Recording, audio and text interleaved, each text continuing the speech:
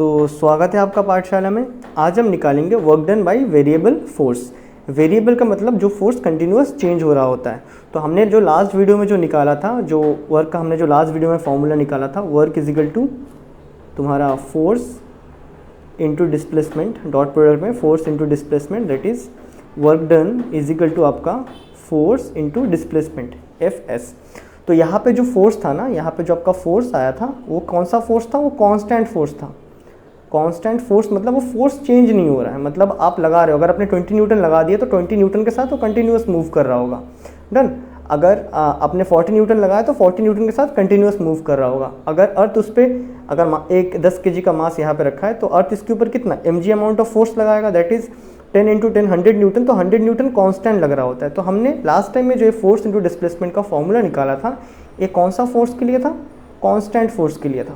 समझ रहे हो? मतलब जो फोर्स चेंज नहीं हो रहा होता है। Done. Constant through out the process में फोर्स सेम ही लग रहा होता है। आज हमें निकालना है work done by variable force. तो इसके लिए पहले इसको समझो ज़रा। अगर कोई भी फोर्स चेंज हो रहा होता है ना, अभी देखो, अब इसको थोड़ा प्रैक्टिकली इसको समझते हैं, ठीक है।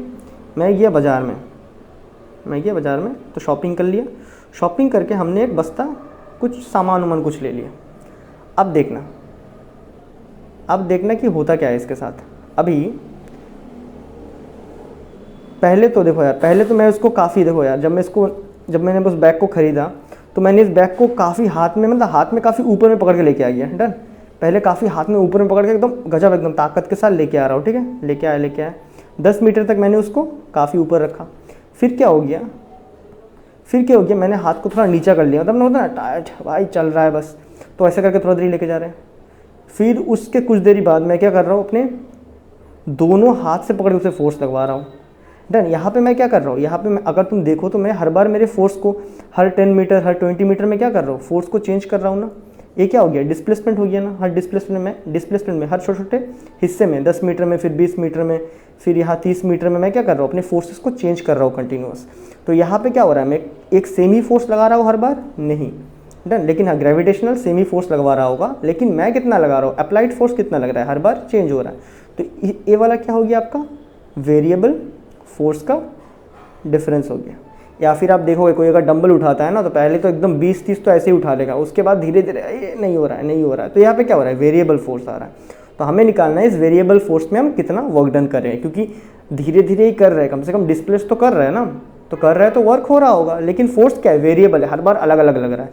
तो उस सारे केसेस में हम निकालना चाहते हैं कि वर्क डन कितना होता है। तो इसको समझने के लिए थोड़ा हमें ग्राफ का ज़रूरत पड़ता है। तो यहाँ हमने एक ग्राफ बनाया।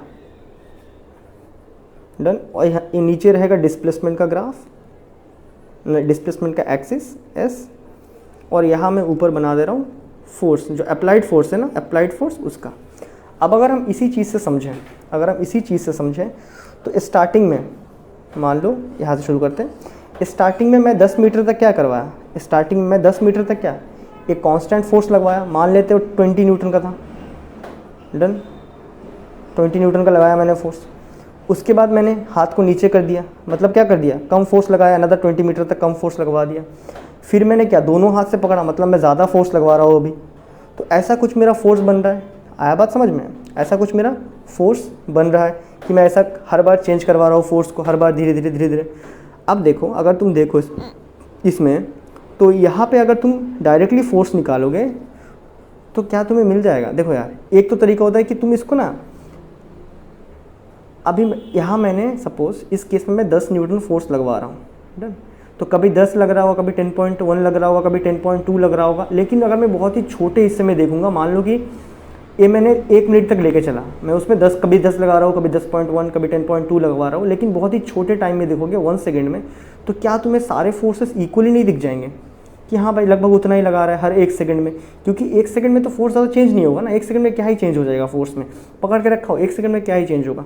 तो इसीलिए हम इसको क्या कर रहे हैं, छोटे छोटे डिस्प्लेसमेंट, छोटे टाइम में छोटे डिस्प्लेसमेंट करेंगे। 1 सेकंड में बहुत ही छोटा सा डिस्प्लेसमेंट करेंगे हम, ठीक है।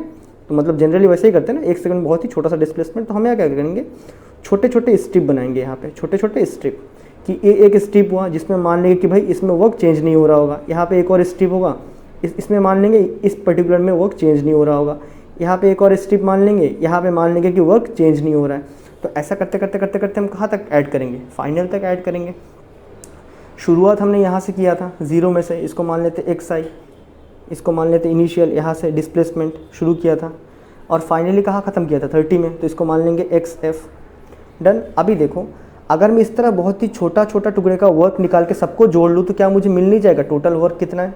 हाँ भाई मिल जाएगा। तो अभी तुम देखो अगर एक छोटा छोटा वर्क छोटा छोटा अगर मैं काट लूँ सबको इक्वल हिस्से में, x के हिस्से में, छोटे छोटे हिस्से में, मतलब dx के हिस्से में, ठीक है, डिस्प्लेसमेंट x मान लेते हैं, चलो dx के हिस्से में अगर मैं छोटे छोटे एक को तोड़ लूँ तो एक छोटा में कितना आएगा आपका वर्क।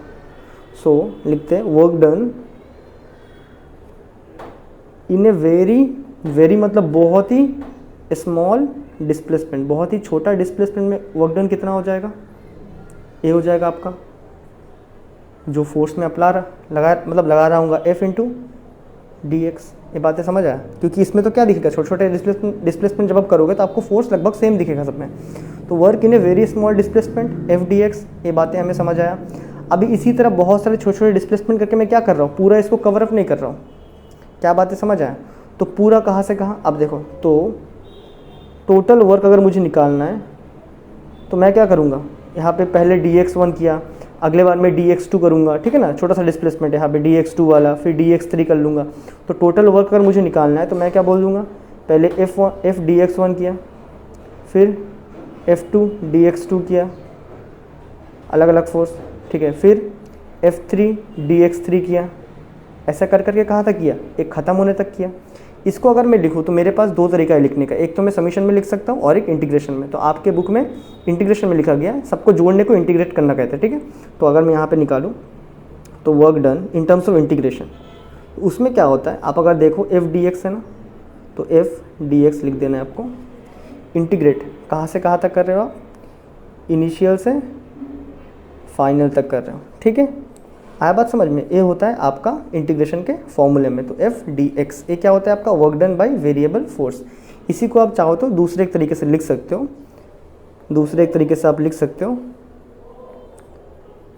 वो हो जाएगा तुम्हारा समीशन आई का वैल्यू, अच्छा आई का वैल्यू आई से लेके एफ तक, इनिशियल से लेके फाइनल तक, ऐसे क्या होता है एफ डी एक्स आई। ऐसा भी चाहे तो तुम लिख सकते हो, लेकिन आपके बुक में इसे लिखा गया है, ठीक है। तो ये होता है आपका work done by variable force. और अगर आपको यहाँ पे लिखना पड़े कुछ लेट वगैरह तो let us consider a variable force F, ठीक है। एक वेरिएबल फोर्स क्या है, एफ है, which is doing work from position कहाँ से, X I to X F. Then उसके बाद then work done in a very small displacement F D X one. ये तो आपको आइडिया मिल गया ना। इस तरह इसको सारे को डन है ना, ये सारा एक कंप्लीट इस ग्राफ को ऐसे छोटे छोटे टुकड़े में काट दिया जाएगा, इस कंप्लीट इस ग्राफ को डन यहाँ तक पूरा काट दिया जाएगा, ठीक है। मैं थोड़ा बड़ा बड़ा काट देता हूँ, आप समझ जाना। पूरा इस ग्राफ को छोटे छोटे टुकड़े में काट के एक साथ ऐड अप करके हम निकाल लेंगे work done by the variable force. तो आई होप आपको ये फंडा एकदम क्लियर हो चुका है कि work done by A variable force कैसे हम कैलकुलेट करते हैं। और मैं मिलता हूँ आपसे अगली वीडियो में, तब तक के लिए गुड बाय।